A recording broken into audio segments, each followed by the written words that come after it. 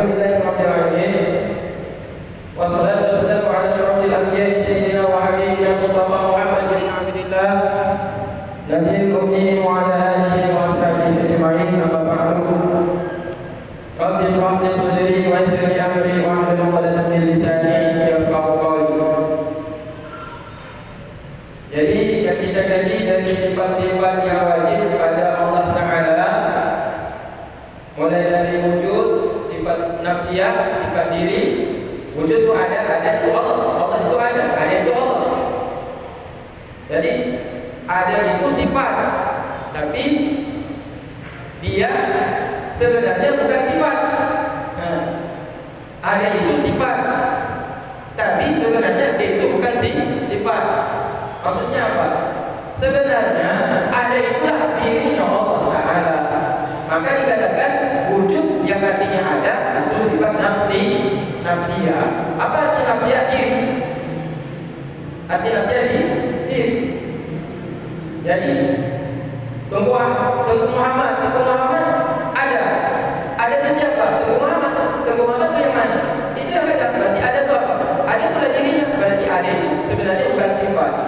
Mari kita udah di awal sekali kajian kemarin itu, tapi itu termasuk tasamu, ditolerir, arti masih ditolerir, memasukkan itu di dalam kelompok sifat itu diizinkan, sebenarnya bukan.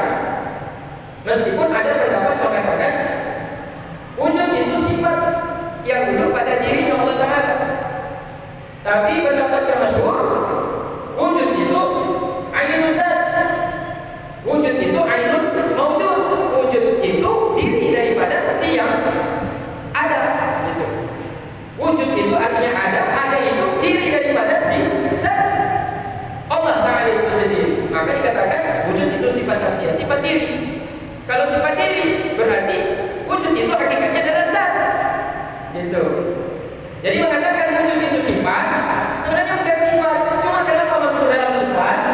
Itu ditolerir. Apa tolerir bahasa Cina? Dipuji, lanjut lah. Jadi kita mengontrol dalam kelompok sifat. Habis itu sifat ma'ani, sifat salbiyah. Sifat salbiyah habis wujud tidak bakal mukhalafatu ta'ala lil hawadis yang muta'ala bi nafsi wahdaniyah. Sampai wahdaniyah. Itu sifat salbiyah. Salbiyah artinya masalah cabut. Cabut artinya apa? Ditiadakan. Allah tiada awal. Adanya tiada awal, tidak. Allah tiada berakhir, baqa. Allah tidak serupa dengan apapun. Mukhalafatuhu ta'ala lil hawadis, kan menyalahi bagi segala yang bahat. Ya. Allah Ta'ala tidak bergantung kepada sesuatu apapun, tidak duduk, tidak berdiri, tidak tidur. Allah Ta'ala tidak terbang. Allah Ta'ala tidak terbang. Allah Ta'ala kalau tidak duduk, tidak berdiri, tidak berbaring, berarti Allah Ta'ala terbang. Tidak juga terbang. Jadi Allah Ta'ala bagaimana? Wallahu a'lam. Maka kalau orang sudah mengatakan tahu Allah, artinya tidak tahu. Orang mengatakan tahu Allah, berarti dia tidak tahu. Jadi kalau dia mengatakan saya tahu Allah, tidak tahu dia. Berarti kalau orang sudah mengatakan dia tahu Allah, berarti dia tidak tahu sebenarnya. Tapi kalau dia mengatakan saya tidak tahu Allah, ketika dia mencari Allah, mencari Allah, sampai pada ilmunya bahwa atau enggak nih, nggak bisa lagi kita tahu bagaimana Allah Ta'ala. Wallahu a'lam, tidak tahu. Berarti ada pun idrak, buat idrak, tidak tahu itulah tahu. Ada pun idrak, buat idrak, tidak tahu itulah tahu. Tapi untuk zat Allah Ta'ala. Tapi kalau sifat-sifat Allah Ta'ala semuanya sudah dijelaskan. Sifat-sifat Allah Ta'ala semuanya sudah dijelaskan. Kita cuma disebutkan man huwa Allah, siapa itu Allah? Allah itu ismul a'zam. Allah itu nama, bukan diri Allah Ta'ala. Allah alif lam lam ha itu nama. Apa kita sembah nama? Bukan. Al-ismu yang dimaksud di situ, nama yang dimaksud adalah ainul musamma. Yang dimaksud dengan nama adalah diri yang dinamakan. Jadi bukan kita menyembah nama, bukan kita lihat Allah Ta'ala ada di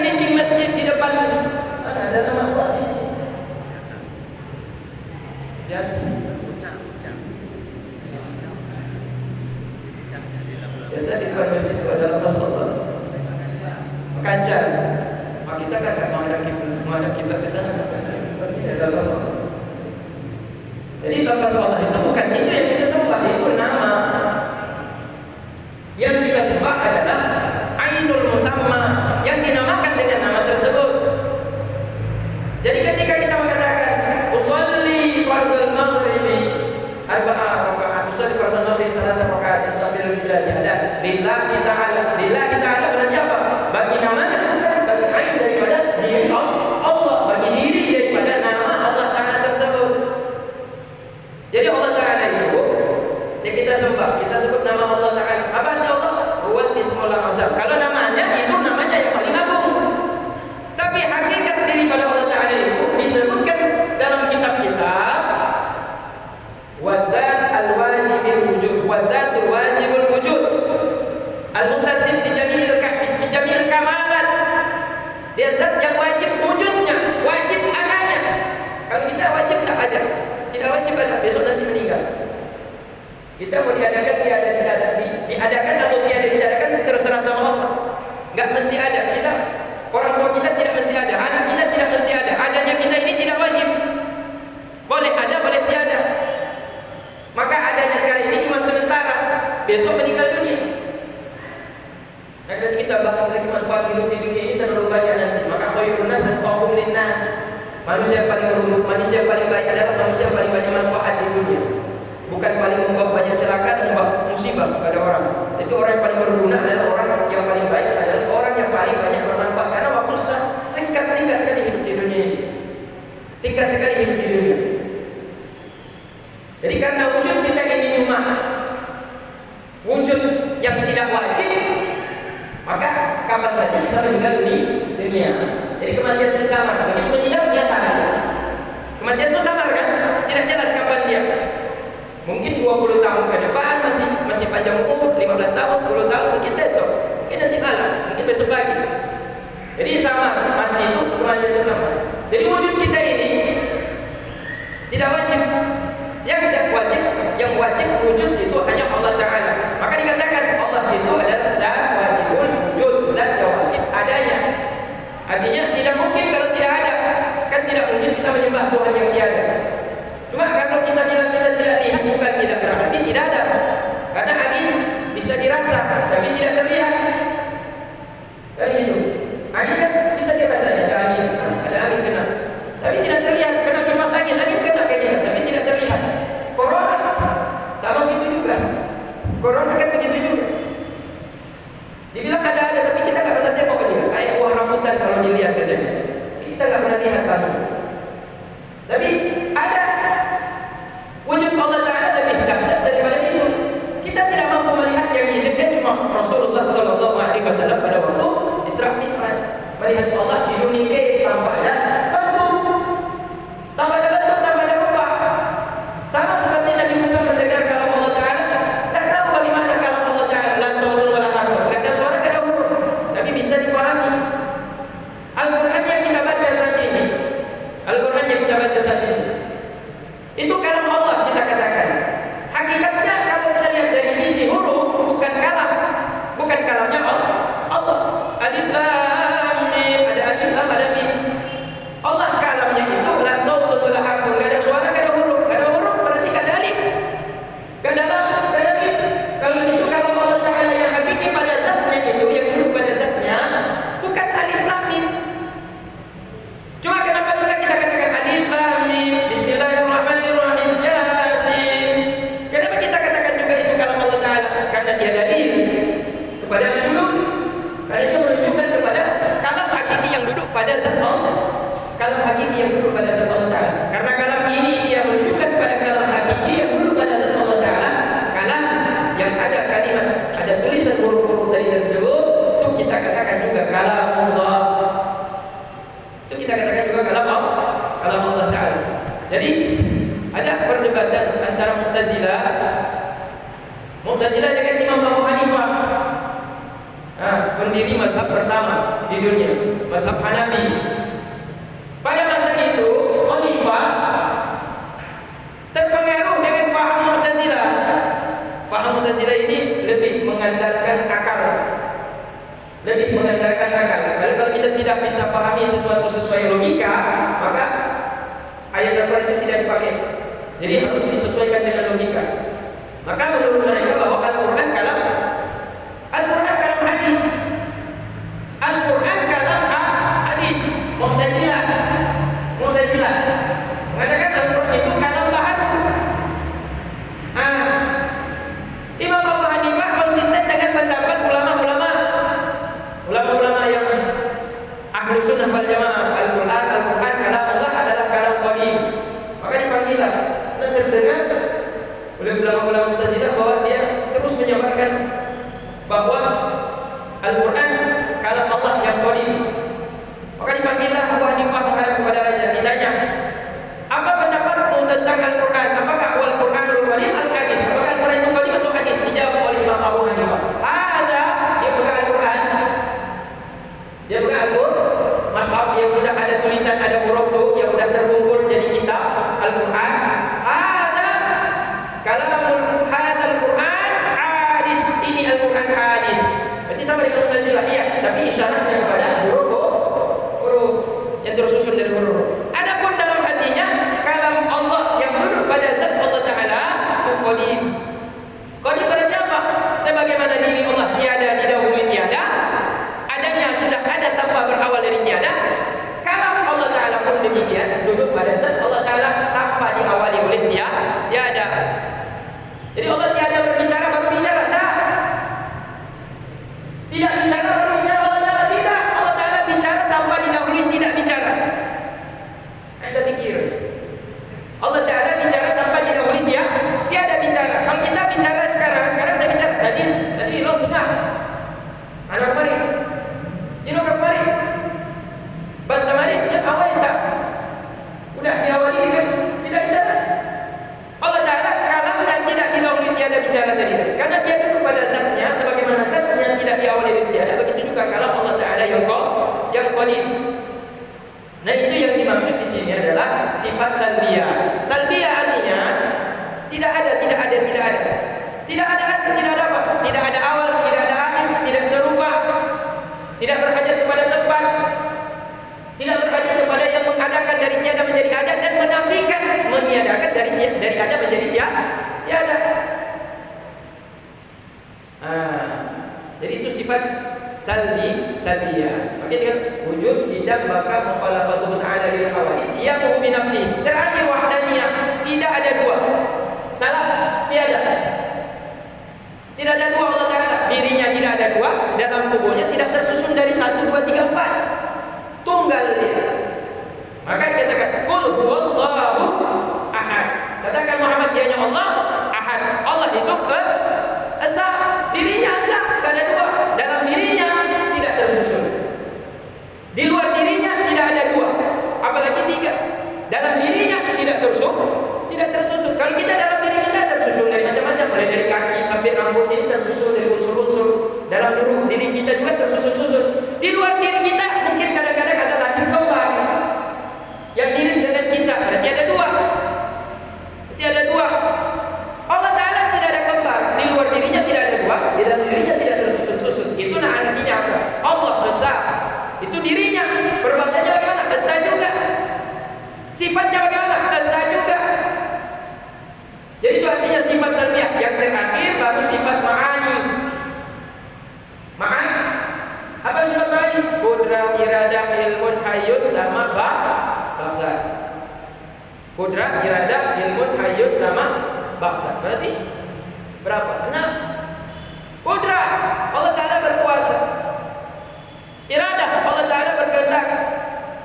Allah Ta'ala berkuasa dan berkehendak pada segala sesuatu yang mungkin. Apapun yang mungkin, dia berkuasa. Apapun yang mungkin, dia kalau berkehendak bisa terjadi. Apapun yang mungkin. Jangan bilang Allah tidak mampu menciptakan manusia punya kaki 10. Sekarang kita lihat di dunia ini orang kaki cuma 2. Ada manusia menentang Allah Ta'ala. Coba kalau engkau Tuhan, betul-betul Tuhan, coba ciptakan manusia punya kaki 10. Kalau Allah berkehendak jadi. Lahir anak manusia, kakinya 10. Nanti di akhir zaman manusia mata 1. Manusia mata 1 mungkin tidak? Mungkin. Kenapa? berhubungan takluk pada segala sesuatu yang mungkin. Kudrah iradah. Kehendak Allah Ta'ala. Kita mungkin kaya, mungkin miskin. Tidak wajib orang tua kaya, anaknya kaya. Tidak wajib orang tua miskin, anaknya miskin. Bisa saja orang tua kaya, anaknya miskin. Bisa saja orang tua miskin, anaknya nanti ke depan jadi orang kaya. Tidak wajib orang tua ulama, anaknya jadi ulama. Bisa jadi orang tua ulama, anaknya penjahat. Jangankan ulama Nabi Nuh, putranya melawan kan? Nabi Nuh, istrinya durhaka. Yang untung Nabi Ibrahim, istri dan anak dua-dua soleh, patuh pada orang tua. Jadi tidak wajib orang tua ulama, anaknya juga ulama. Bisa jadi ulama, bisa jadi bukan ulama, orang biasa. Tidak wajib orang tuanya cantik, anaknya pasti cantik, tidak wajib. Bisa jadi anaknya biasa saja. Artinya apa? Itu mungkin. Perkara itu perkara yang mungkin. Takluk padanya kudrah dan iradah Allah. Takluk padanya berkaitan dengan kuasa dan kehendak Allah. Keinginan Allah, bukan keinginan kita. Kudrah iradah. Ilmu, bagaimana ilmu? Ilmu berkaitan dengan semua yang wajib, mustahil, jaiz. Mustahil Allah tahu, jaiz Allah tahu, yang wajib Allah tahu. Tidak ada yang tidak diketahui oleh Allah Ta'ala. Yang wajib, mustahil, jaiz, semuanya diketahui oleh Allah Ta'ala. Hayat, hidupnya Allah Ta'ala tidak bergantung kepada sesuatu apapun. Ini pula. Kalau sifat lain tak berkaitan dengan sesuatu. Tapi kalau hayatun, hidup Allah Ta'ala tidak berkaitan dengan segala sesuatu apapun. Tidak berhubungan, tidak berkaitan dengan sesuatu apapun. Cuma kita katakan hidup manusia bergantung kepada nafas. Manusia bergantung kepada makanan, manusia bergantung kepada minuman. Manusia bergantung kepada udara, kepada nafas, kepada oksigen. Manusia bergantung kepada obat. Kalau sakit dia butuh obat. Kalau lemah dia butuh diurut. Manusia bergantung, hidupnya bergantung kepada selain dirinya. Bahkan bukan kepada yang hidup, bukan kepada makhluk hidup. Untuk juga manusia bergantung kepada benda mati. Manusia bergantung kepada benda mati. Contoh benda mati apa? Nasi, benda mati. Dan dimasak, enggak ada. Bukan di benda hidup dia. Kalau masih tanaman, dia masih tumbuh. Ketika dimatikan, dah mati. Ketika kita makan, ada benda mati. Berarti kita butuh kepada benda mati. Bergantung kepada benda mati. Dan berarti lemah manusia. Jangankan kepada makhluk yang bernyawa, benda mati pun dia sangat bergantung kepada benda mati. Kalau tak makan nasi, mati dia. Meninggal dunia dia, lemah dia. Lama-lama 10 hari tak makan nasi, meninggal dia. Karena kalau tak pakai masker, meninggal dia. Artinya manusia berhanya juga kepada masker akhirnya kan? Jadi manusia bergantung kepada benda mati, masker kan benda mati. Allah Ta'ala tidak bergantung kepada apa-apa. Allah tidak bergantung kepada nafas, tidak bergantung kepada makanan, kepada minuman, tidak bergantung kepada obat, segala macam. Allah tidak bergantung kepada apa. Hidupnya tidak bergantung kepada segala sesuatu apapun. Bahkan Allah tidak punya nyawa. Maka kalau kita tanya Allah Ta'ala punya nyawa, tidak. Allah tidak punya nyawa karena nyawa itu makhluk roh, bahasa Arabnya. Manusia punya roh, kalau cabut mati tidak meninggal dunia. Kayak baterai HP, dicabut baterainya habis. HP tak bisa loading lagi. Tak ada lagi sinyal. Jangankan sinyal, gambar aja tidak keluar. Manusia dicabut nyawa, sudah tamat, meninggal. Allah Ta'ala tidak punya nyawa. Kenapa Allah hidup dengan zatnya? Bukan berhajat kepada nyawa, tidak bergantung kepada roh. Allah tidak butuh kepada roh, tidak butuh kepada nafas, tidak butuh kepada makanan, tidak butuh kepada minuman. Hayat hidupnya Allah Ta'ala tidak bergantung kepada selain diri. Hanya pada dirinya. Allah hidup dengan diri. Maka karena dia hidup, disebut dia hayat, punya sifat hidup. Maka Allah Ta'ala karena punya sifat hidup, namanya Hayyun. Dia adalah zat yang maha hidup. Maka kita ya Hayyu, ya Hayyu, ya Hayyu, ya Hayyu. Wahai zat yang maha hidup, wahai zat yang maha hidup. Artinya apa? Kita ma'rifat ketika mengatakan itu. Wahai zat yang memberi kehidupan kepada kami. Dan zat yang maha hidup kekal tiada mati, yang kekal hidup selama-lamanya. Habis itu apa? Kudrah iradah ilmu hayat sama bahasa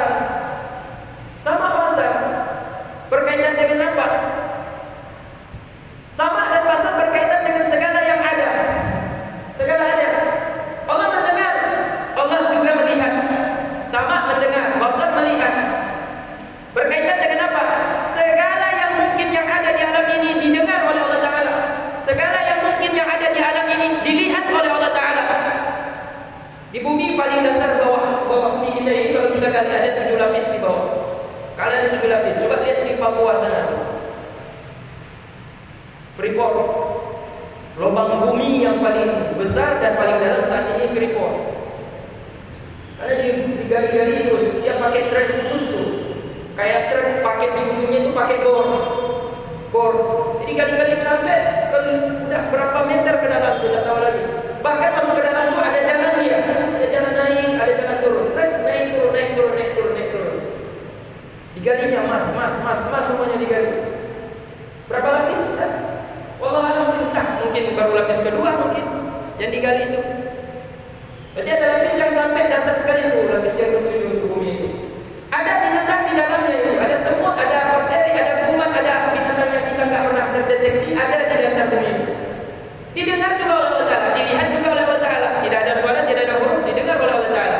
Manusia mendengar, melihat terbatas, melihat sesuatu yang bisa dilihat, mendengar sesuatu yang ada suara. Kalau tidak ada suara tidak bisa didengar. Allah Ta'ala nggak ada suara didengar.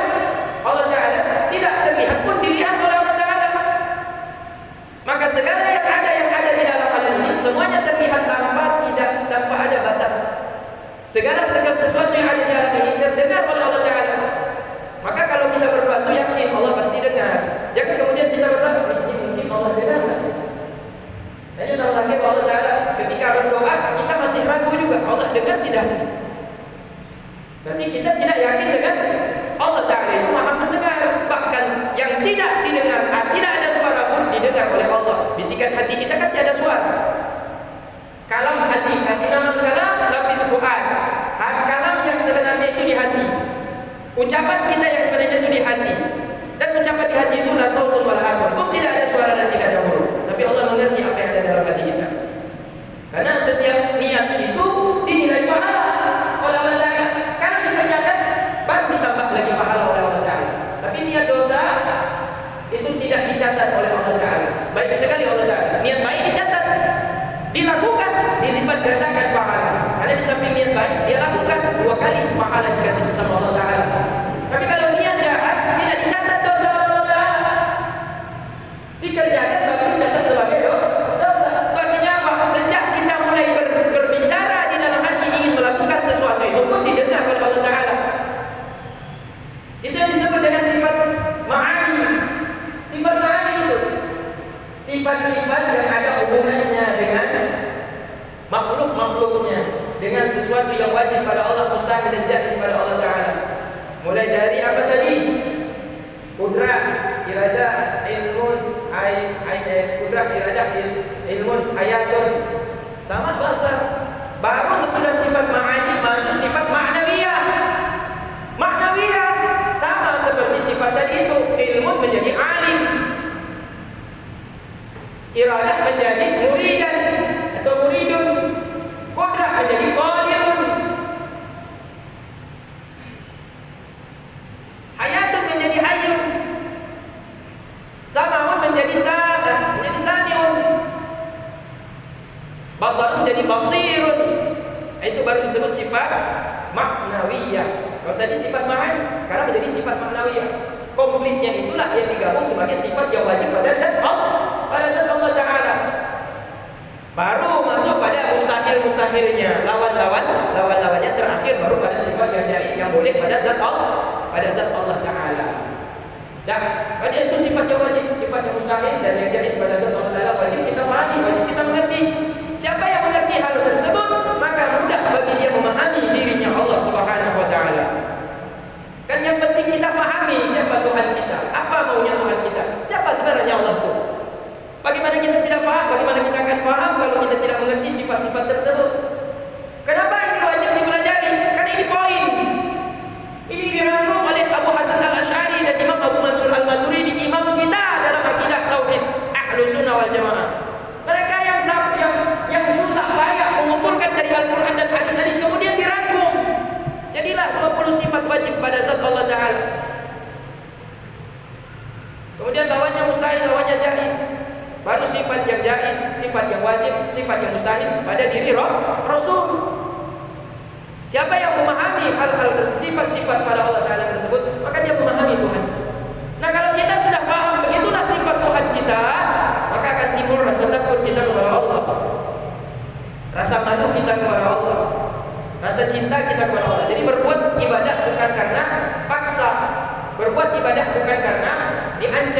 Berbuat ibadah karena cinta, berbuat ibadah karena sayang, berbuat ibadah karena malu. Orang yang beribadah karena takut kepada Allah Ta'ala, dia tidak paham tentang sifat yang ada pada kitab-kitab yang sudah dikarang oleh para ulama-ulama Ahlus Sunnah wal Jamaah. Itu sifat 20. Jadi kalau ini 20 ini tidak difahami, berarti yang lain tidak akan faham juga. Memahami hakikat Allah Ta'ala tanpa memahami sifat 20 tidak bisa tunggu. Bisa memahami sifat yang lain, bisa memahami sifat yang lain yang ada pada zat Allah Ta'ala, bisa memahami hakikat Allah Ta'ala, harus melalui. Makanya ini, dari sinilah akan berkembang ilmu tauhid. Kalau tidak dari sini, tidak akan berkembang ilmu tauhid. Jangan mengaku tahu tentang hakikat, jangan mengaku tahu tentang ma'rifah, jangan mengaku tahu tentang hakikat Allah Ta'ala siapa Tuhan. Kalau ini tidak difahami. Kalau sudah pahami ini, baru kita akan pahami yang ada di atas. Bahkan orang yang paham tentang ilmu tauhid hakikat itu, baru bisa memahami tauhid hakikat sempurnanya itu. Kalau dia mengerti sifat-sifat ini. Nah, ini yang paling utama harus dipahami. Kenapa? Karena ilmu tauhid adalah ra'sul ilmi, kepalanya ilmu. Badan manusia itu kan punya kepala. Ada leher, ada badan, ada perut, ada kaki, ada tangan. Mana yang paling utama di tubuh kita? Ya, kita bilang hati memang penting juga, tapi bagian dalam. Ini yang zahir. Paling utama dalam anggota tubuh kita itu kepala. Karena di situ ada mata, ada mulut, ada hidung, ada otak, paling utama. Situlah akal, otak kita di situ. Karena kepala ini adalah bagian yang paling penting pada tubuh manusia. Ilmu tauhid dilogikan, dianalogkan, dirupakan, disamakan seperti kepala.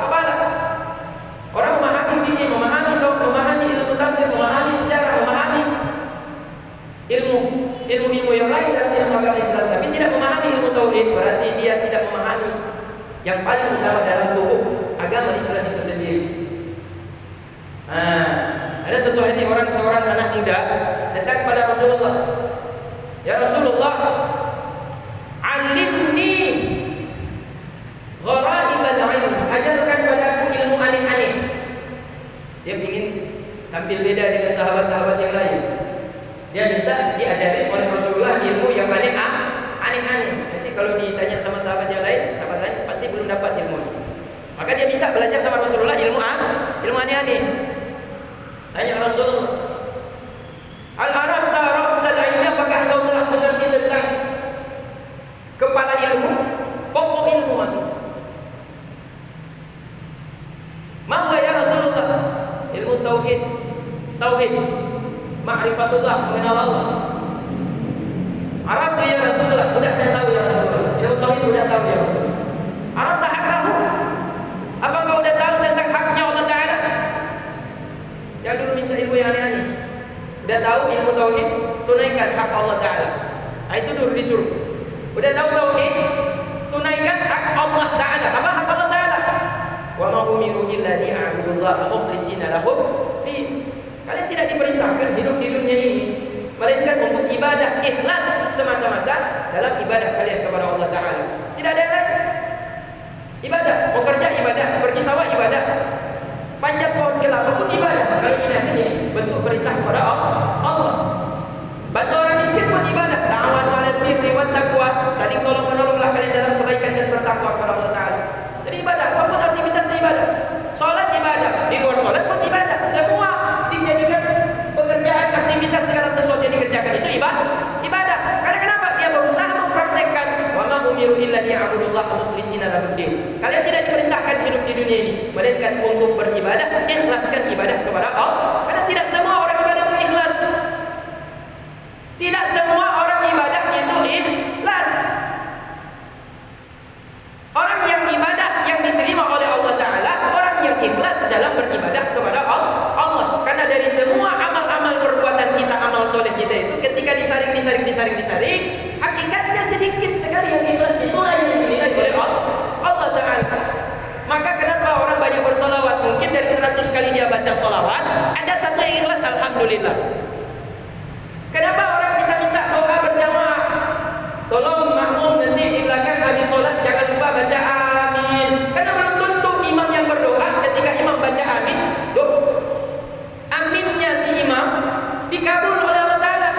Mungkin imam ketika baca amin teringat uang. Mungkin imam ketika baca amin teringat sawah.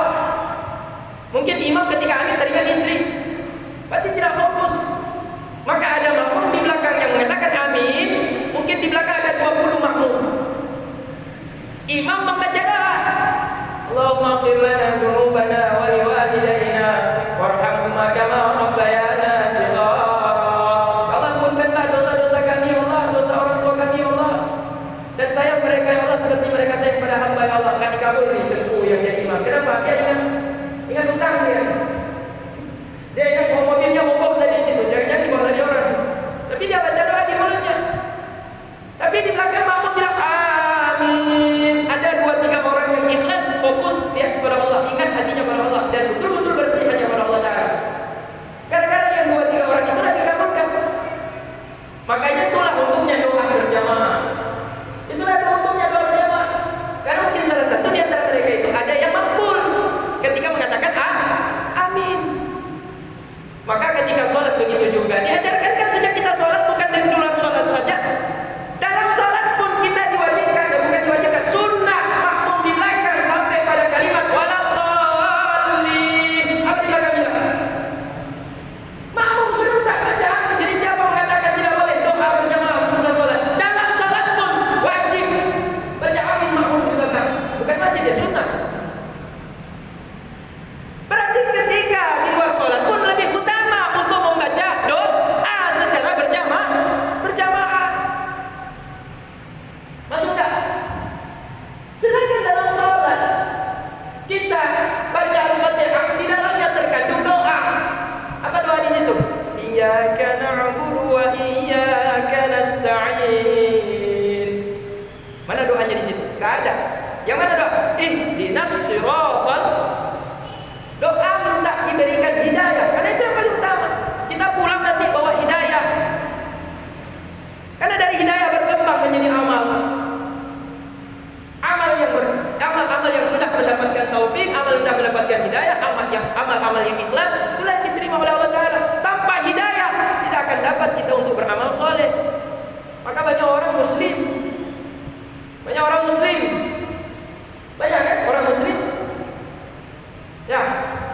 Tapi banyak yang munafik. Kenapa munafik? Karena tidak sesuai perbuatan dengan ucapan. Inna sholati wa nusuki wa mahyaya wa mamati lillahi rabbil alamin. Inna sholati lirriya wa nusuki li sum'ah wa mahyaya lil fulus wa mamati apa? Lid dunya. Jadi bukan pada Allah ini ujung-ujungnya. Berarti munafik kan? Maka inilah disinggung oleh Rasulullah. Banyak manusia di hidup mengaku hamba Allah, tapi prakteknya dia bosnya Allah. Dia bos Allah itu seperti budak. Dia mengaku hamba Allah, tapi fakta dalam perbuatannya dia bos. Bos berarti apa? Tak patuh kepada. Berarti kalau bos berarti dia tidak patuh kepada atasan. Orang yang tidak sujud, tidak mau rukuk, tidak mau angkat tangan ketika ada waktu untuk minta tolong kepada Allah Taala, berarti kan dia bos, tidak patuh kepada atasan. Nah, yang kedua, manusia banyak yang sudah melihat hidup itu pasti akan berakhir dengan mati. Mati itu pasti. Tapi kenyataan faktanya apa hidupnya? Yang dia buat seolah dia hidup, tidak akan pernah mati. Betul tidak? Manusia kan seperti itu. Barusan dia pergi ke tempat orang meninggal dunia, pulang main batu.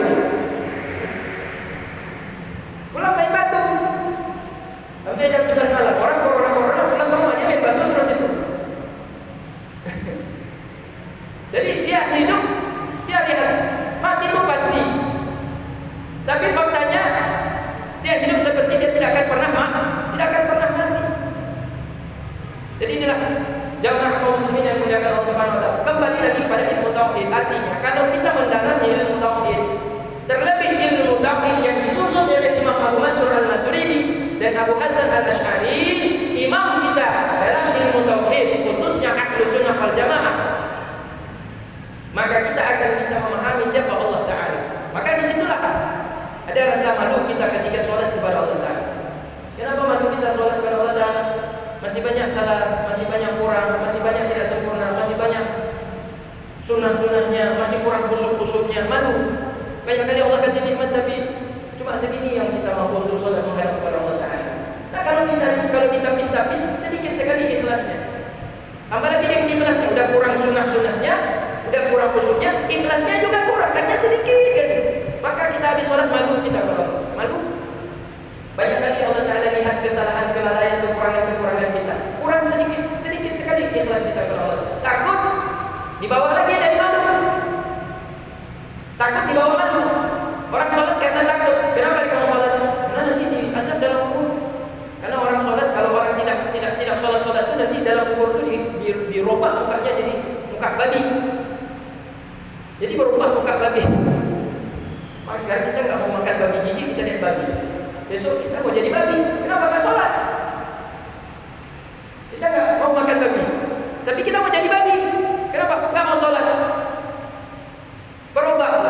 Jadi kalau kita ingin selamat, pertama mengaji dulu tauhid. Kalau kita sudah sadar dengan tauhid ini, kenal kita pada Allah Ta'ala, timbul rasa takut pada Allah. Semakin kita ibadah, semakin kita ibadah, akhirnya mulai senang. Ketika tinggal ibadah, ada rasa tidak nyaman, ada rasa bersalah, ada rasa gelisah, tidur tidak sholat. Itu belum sholat isya, kenapa? Anak khusyuk gitu kan? Dengan ada khusyuk. Kenapa tidak nyenyak tidurnya? Belum sholat isya loh. Kenapa enggak? Lagi dengan mana? Sama seperti tidur ayam. Si anak bedoh, bapak teringat kalau sholat loh. Kadang lewat subuh tu, sholat isya, anak subuh anak. Maka orang yang rasa ada sudah seperti itu, udah beralih dari rasa takut, udah menjadi rasa malu dia. Orang yang dalam lagi yang memahami dirinya Allah Ta'ala, timbullah rasa cinta. Jadi dia beribadah karena cinta. Sama kita cinta pada pacar kita, tunangan kita, pacar haram, tunangan boleh. Dan anak-anak kalau tanya boleh pacaran? Nggak boleh, haram hukumnya pacaran. Yang boleh apa? Tunangan. Jadi kalau mau tunangan, jangan dulu pacaran. Belajar dulu betul-betul. Nanti kalau udah suka bilang sama ayah, nanti ayah lamar tuh anak itu. Tuh jangan begitu pada anak-anak. Anak-anak zaman sekarang tamat SMA udah kayak suami istri nih Honda. Ya pelukan di Honda itu. Lagi lakongan nih nongki. Ayah yo hanya saudara-saudara tanya uci, anak pun tanya uci. Yang model-model lainnya harus tanya jelaskan. Belum sah, belum mana go. Jadi udah ketika dia sudah sering ketemu, sering jumpa dengan Allah, sering dia beribadah kepada Allah, baru sesudah malu dia timbul rasa cinta kepada Allah. Maka kalau sudah cinta, apapun teringat kepada Allah. Itulah ditawarkan, mau makan teringat Allah, mau minum teringat Allah, mau tidur teringat Allah. Ya, makan tidak terasa nikmat karena kenapa? Ingat Allah. Maka ada makanan orang ahli sufi, ahli zikir, ahli tauhid, makanannya adalah zikrullah. Makanan mereka adalah zikir. Kenapa? Karena mereka tidak bisa lepas dari Allah, rindu selalu kepada Allah. Kalau mereka tidak berzikir, lapar mereka. Abu Ibrahim Bela seperti itu. Saya jumpa dengan Abu Ibrahim Bela waktu puasa di Yerusalem, tak beliau suluk. Keluar dari kubah, aku kalau baju kubah, baju kubah, lampu kubah. Oh merhatiin baju aku. Manyan bunyi ya, zikirnya, belajarnya, dan bunyi. Hukumnya, makanan beliau. Saya tawarkan makanan ini itu kurang mau beliau, kurus beliau. Makanannya zikir. Makan seadanya aja, hanya untuk menguatkan fisik supaya kuat ibadah.